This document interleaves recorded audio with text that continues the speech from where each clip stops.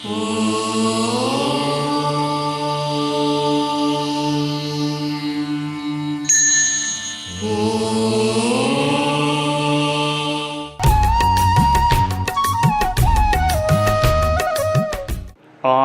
वाङ्मय में कहा गया है, धम्मस्य विनओ मूलम। धर्म का मूल है विनय। मनुष्य के जीवन में विनय प्रतिपत्ति का प्रयोग होता है। उससे उसमें अनेक गुणों का समावेश और पुष्टिकरण हो सकता है। सज्जनता संपुष्ट हो सकती है। सज्जन आदमी कौन होता है? आचार्य सोमप्रभ सूरि ने सूक्ति मुक्तावली ग्रंथ, जो संस्कृत का अच्छा ग्रंथ है, श्लोकमय है, श्लोक ही है, एक श्लोक में बताया है, न ब्रूते पर दूषणं पर गुणं वाक्यल्पमप्यन्वहं संतोषं बहते परर्धिषु परा बाधासु धत्तेषु चं स्वश्लाघां न करोति नोज्झति नयं नौचित्यमुल्लङ्घयत्युक्तोऽप्यप्रियमक्षमां न रचयत्येतच्चरित्रं सताम्। सूर्य प्रवर ने कहा, सताम, सज्जनों का, संतों का चरित्र कैसा होता है, जीवन कैसा होता है। 8 बातें बताई हैं इस श्लोक में। पहली बात, न ब्रूते पर दूषणम। सज्जन आदमी होता है, दूसरों की निंदा में रस नहीं लेगा। वह दूसरों की कमियां, बुराइयां इधर उधर फैलाना, बताना, दुर्भावना से उन्हें प्रकट करना, बदनाम करने का प्रयास करना, ऐसा काम सज्जन आदमी का नहीं होता। किसी में दोष है और जानकारी मिल गई है तो हो सके तो उसको समझा के दोष को दूर कराने का प्रयास करो। समझो भी ऐसा काम तुम्हें नहीं करना चाहिए, भविष्य में ध्यान रखना, यह तो अच्छी बात है। उसको कुछ नहीं कहता, कहीं से सुन ली, अब बात को फैलाने का प्रयास कोई करता है। अब क्या पता पूरी बात कैसे है कैसे नहीं, थोड़ी सुनीर बात को फैलानी शुरू कर दी। यह सज्जनता नहीं होती। तो सज्जन आदमी का पहला चरित्र बताया गया है कि दूसरों के दोषों को फैलाने का प्रयास नहीं करता है। दूसरा उसका चरित्र बताया, पर गुणं वक्त्यल्पमप्यन्वहम्। दूसरों में कोई गुण है, विशेषता है, उसको फैलाता है। वाह, इसमें कितने गुण हैं, कितना अच्छा आदमी है। दूसरों के गुणों को प्रमोद भावना से प्रशंसित करता है, फैलाता है, अनुमोदना करता है। पर गुण परमाणुं पर्वतीकृत्य नित्यं निज हृदि विकसन्ति सन्तः कियन्तः। अरे दूसरों के परमाणु जितने गुण को पर्वत जैसा रूप दे करके, यानी उसको प्रोत्साहन देते हैं, ऐसे संत पुरुष दुनिया में कितने मिलते हैं। सज्जन पुरुष ऐसे होंगे दुनिया में, ऐसे क्या कमी मिल सकते हैं, तो कितने मिलेंगे। तो दूसरों के गुणों को यथोचित फैलाने का प्रयास करता है। तीसरा चरित्र है सज्जन का, संतोषं वहते परर्धिषु। दूसरों की रिद्धि है, संपदा है, उसको देख करके संतोष धारण करता है। बहुत ठीक, अच्छी बात, इनके पास संपदा है, ईर्ष्या नहीं करता, दूसरों की रिद्धि में भी प्रसन्नता, संतोष, अच्छी बात, इनको सुख सुविधा मिली, मुझे क्या दिक्कत है, इनका अपना पुण्य का योग है, कुछ प्राप्त किया है, रिद्धि सिद्धि मिली है। तो दूसरों की रिद्धियों में संतोष रखने वाला सज्जन आदमी होता है। चौथा चरित्र बताया सज्जन का, पराबाधासु धत्ते शुचम। दूसरों की तकलीफों को देख करके मन में कष्ट की अनुभूति करे, सहानुभूति करे, अरे इसमें कष्ट आ गया, बेचारा दुखी हो गया, बीमार हो गया, वो हो गया। दूसरों के कष्टों को देखने से जिसका हृदय द्रवित हो जाता है, अनुकंपा का भाव जागता है, वह भी सज्जन का एक चरित्र होता है। पांचवा चरित्र है सज्जन का, स्वश्लाघाम न करोति। अपनी बड़ाई अपने मुख से नहीं करता, अपना आत्मख्यापन करने के लिए उस लालसा से अपनी बड़ाई नहीं करता, आत्मश्लाघा नहीं करता कि मैंने ऐसा किया, मैंने वो किया, मैंने वो किया। अपने आप को बड़ा दिखाने की अपरिष्कृत भावना से आत्मश्लाघा नहीं करता, वह भी सज्जन का लक्षण है। छठा लक्षण है नोज्झति नयम, नीति को नहीं छोड़ता, नैतिकता के मार्ग पर चलता है, अनैतिकता नहीं करता। जो पॉलिसी, नीति, सही रास्ता है उसको नहीं छोड़ता, कोई कुछ भी कह दे। निंदन्तु नीति निपुणा यदि वास्तुवन्तु, लक्ष्मीः समाविशतु गच्छतु वा यथेष्टम्, अद्यैव वा मरणमस्तु युगान्तरे वा, न्याय्यात् पथः प्रविचलन्ति पदं न धीराः।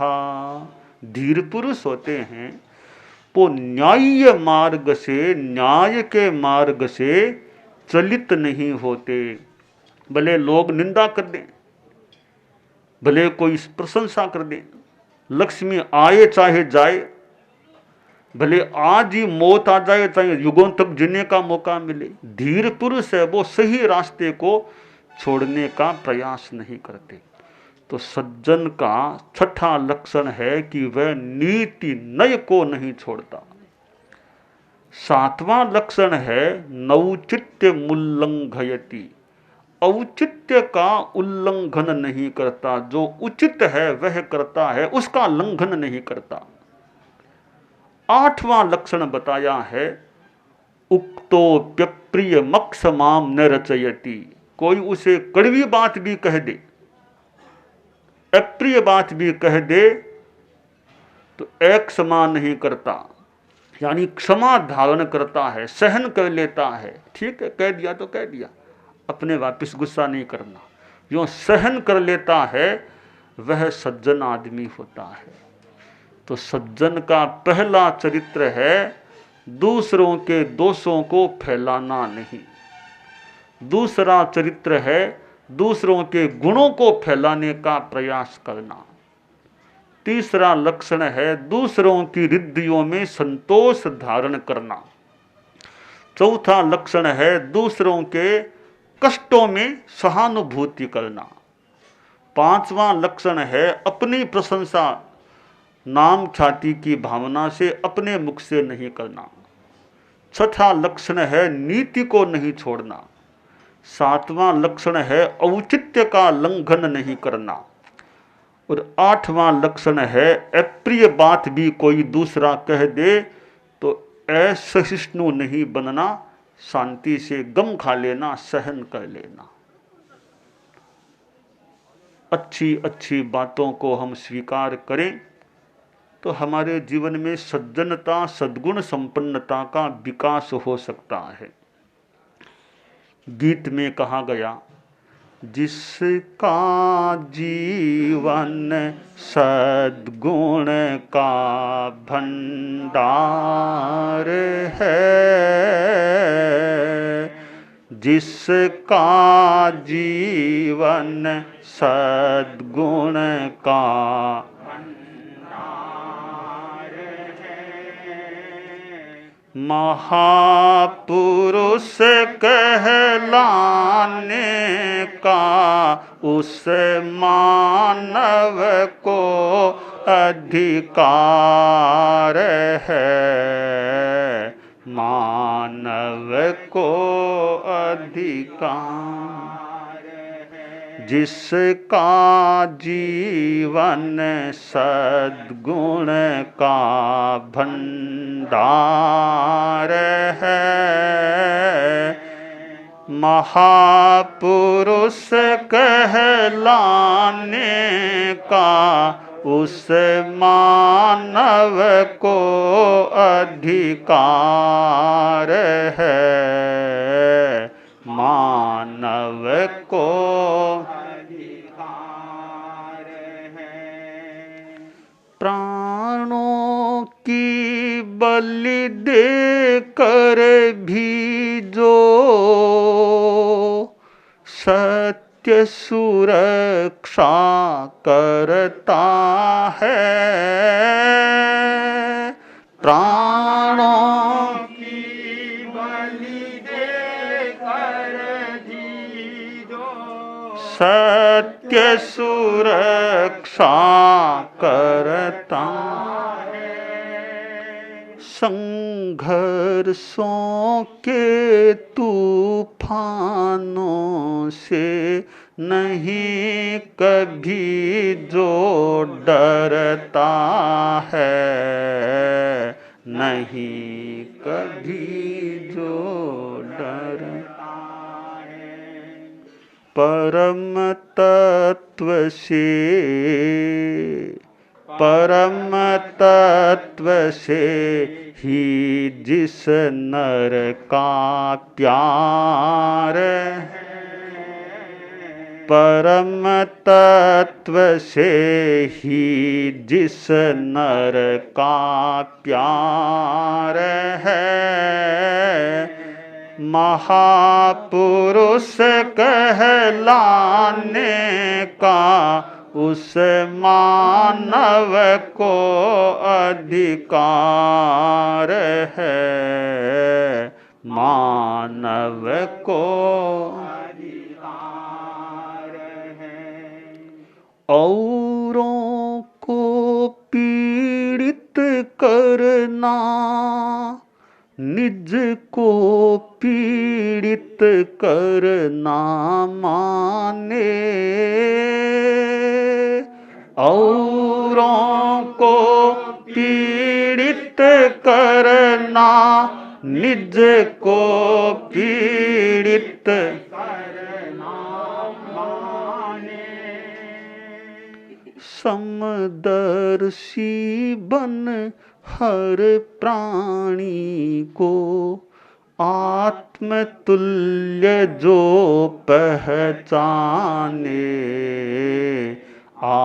आत्मतुल्य जो पहचाने, अनुकंपा, अनुकंपा नर जीवन का श्रृंगार है, अनुकंपा नर जीवन का श्रृंगार है, महापुरुष कहलाने का उस मानव को अधिकार है, मानव को निश्चलतामय भावों से जो सबके साथ करे व्यवहार,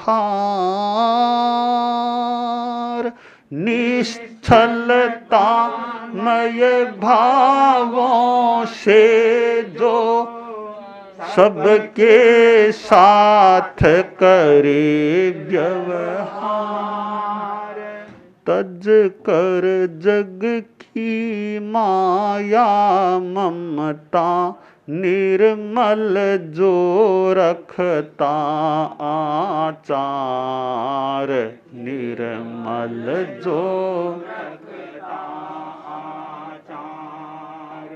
ऋजुता से खुलता प्रभुता का द्वार है,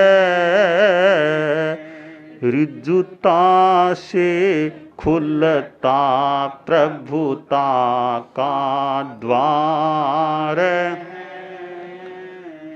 महापुरुष कहलाने का उस मानव को अधिकार है, मानव को अधिकार है।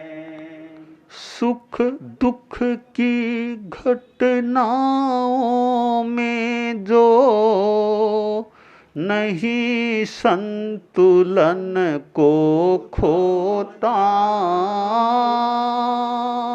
सुख दुख की घटनाओं में जो नहीं संतुलन को खोता, प्रतिपल शुभ योगों के द्वारा पाप पंक को जो धोता, पाप पंक को जो धोता। नमन हमारा